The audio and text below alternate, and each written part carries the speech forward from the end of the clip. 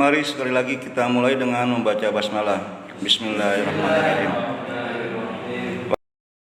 Pada pertemuan ini saya akan mengawali dengan membaca sebuah puisi yang saya peroleh di Bedah Aksara-Aksara Lugu hari Jumat kemarin di Perpusda Banten. Pelajaran pertama menulis berita adalah membuat rumah mungil di tepi bahasa. Menurut saya kalimat pertama puisi ini keren banget gitu. Ya kalau kita ganti jadi menulis skripsi atau kuliah kita, metodologi penelitian.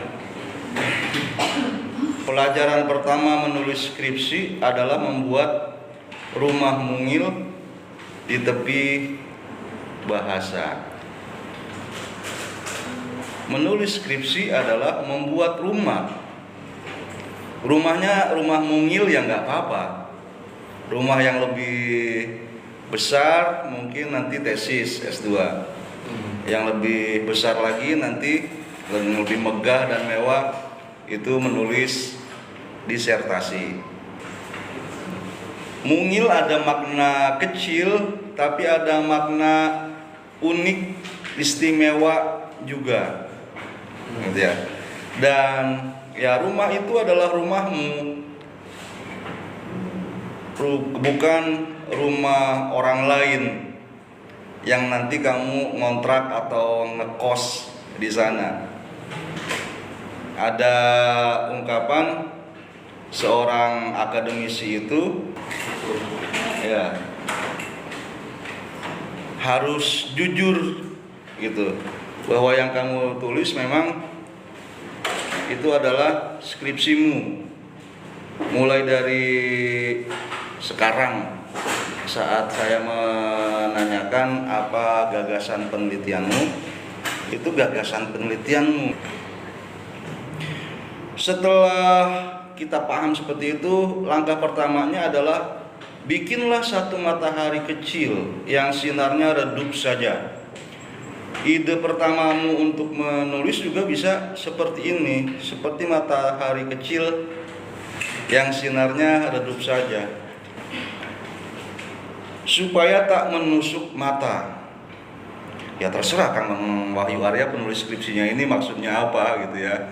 Tapi saya pikir bahwa ide itu redup, tidak menusuk mata, supaya kita juga nggak terlalu fokus sama ide yang pertama muncul di kepala kita mau menulis itu, karena langkah kita bakal masih panjang sampai ke proposal ya. Buatlah juga jendela informasi dari bata merah darah para demonstran. Ya di sini kita bisa relevansikan, misalnya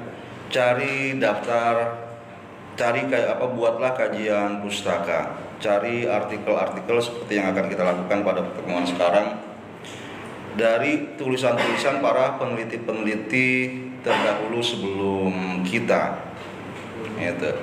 Para akademisi yang sudah dosen atau peneliti di luar dosen atau bahkan mahasiswa juga sekarang banyak artikel-artikelnya bagus, masuk ke jurnal-jurnal berkualitas. Mereka masih ya seperti seangkatan Anda gitu kan, semester 5 atau 7 atau bahkan mungkin ada yang lebih awal. Kalau sudah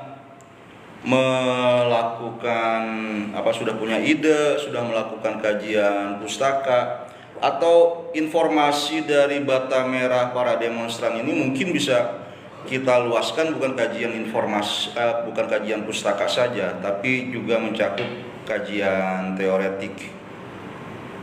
Ada dua yang harus dilakukan nanti, kajian pustaka dan kajian teoretis. Setelah itu, pastikan bahwa semua huruf di laptop tidak berterbangan menjelma kupu-kupu yang lebih sering hinggap pada halaman sebuah prosa.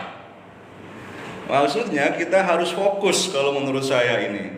Sudah punya ide, sudah punya kajian pustaka, sudah punya teori, fokuslah menulis skripsi itu pada tema itu. Kalau enggak, nanti gagasan kita itu bakal terbang kemana-mana. Kalau di sini rencananya menulis berita, jadinya prosa, gitu kan? Ya Anda juga bisa rencana menulis skripsi, nanti jadinya entah apa, gitu kan? Enggak seperti yang direncanakan semula. Karena ini sudah wajar, gitu ya, menurut pengalaman penulis puisi ini.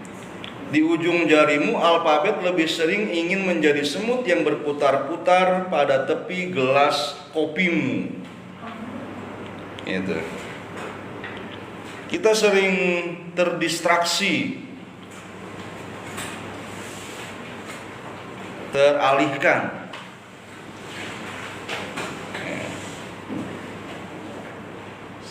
Masih mending kalau mau menulis berita jadinya prosa, mau menulis skripsi jadinya artikel gitu ya. Seringkali cuma nyekrol doang akhirnya.